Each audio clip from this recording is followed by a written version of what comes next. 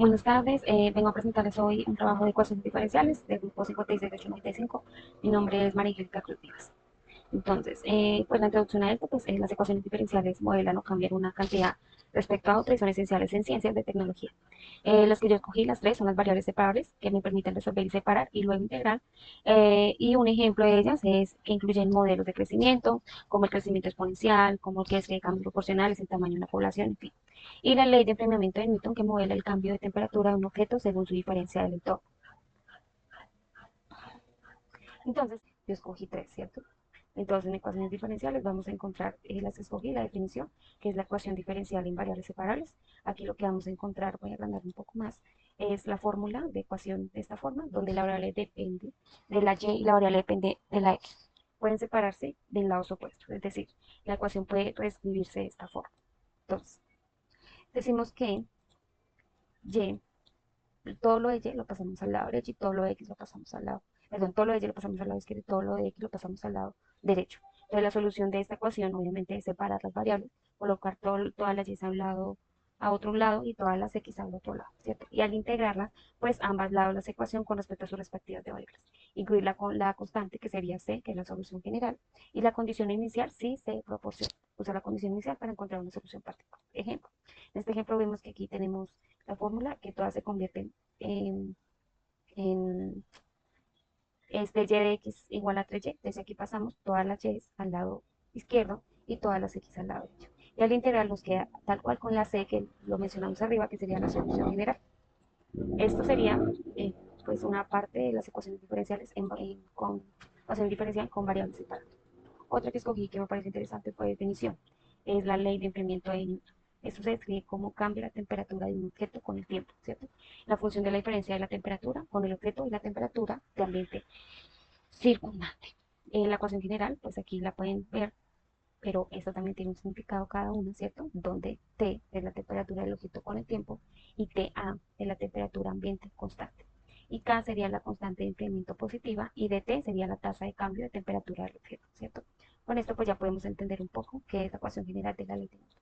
Las características pues que tiene un incremento exponencial y que la temperatura del objeto disminuye de forma exponencial al hacer temperatura ambiente de T y tiene una dependencia diferencial de temperatura, que es la tasa de cambio de la temperatura proporcional diferencia y se diferencia entre la temperatura del objeto.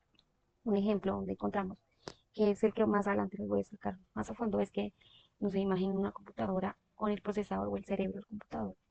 Se calienta mucho mientras trabaja, ¿cierto? Y apenas lo apagan, el computador comienza a enfriarse. Claro, porque ya está generando calor.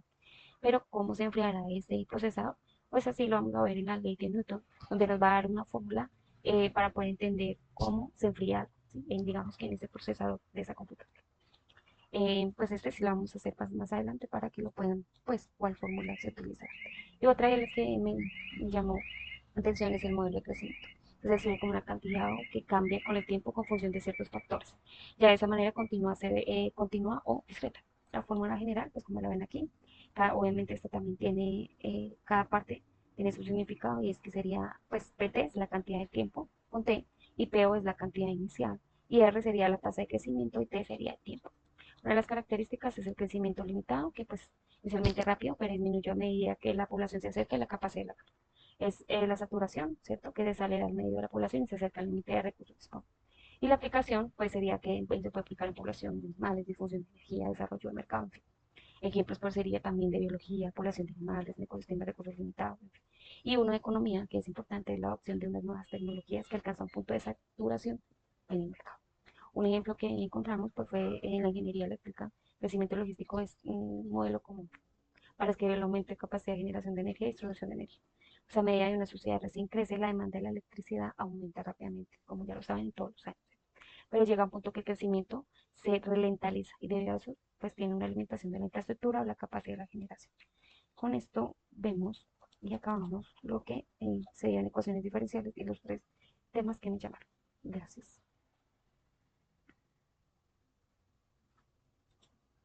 Lo de la ley de enfriamiento de Newton, que fue el ejemplo en la vida cotidiana, cómo se vería. Pues esto qué es. Esto es la velocidad a lo que algo se enfría, es decir, El procesador dependerá de la diferencia entre su temperatura y la temperatura del ambiente, es decir, entre más caliente es el procesador, más rápido se enfriará, como lo pueden ver ahí.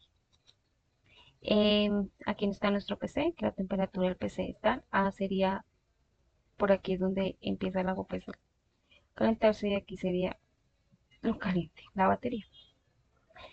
La fórmula que yo le venía a presentar es que pues D más dt es igual a menos K, D más TA, que fue la que anteriormente ya había explicado.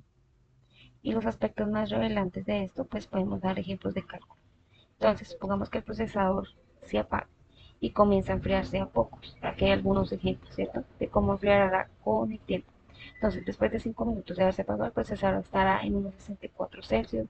Después de 10 minutos estará alrededor de 49 Celsius. Después de 30 minutos estará cerca de 28 Celsius. Y después de 60 minutos estará muy cerca de los 25 Celsius la temperatura ambiente.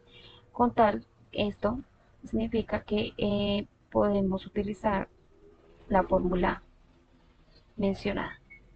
Esto nos ayuda a predecir cómo un objetivo se calienta y se enfría con el tiempo, ¿cierto? Los datos importantes los de esta fórmula, pues es que puedes calcular cuánto tiempo tomará enfriar un procesador de manera segura sin que se sobrecaliente, que normalmente lo que pasa sobre los computadores se sobrecalientan, pero no sabemos por qué. Muy útil esta ley, ya que es eh, bueno, tiene formas de diseñar la refrigeración, en qué tiempo, en qué temperatura y que pues cualquier dispositivo, pues yo lo menciono las computadoras, pero se puede usar en cualquier dispositivo. No sería nada más, muchas gracias.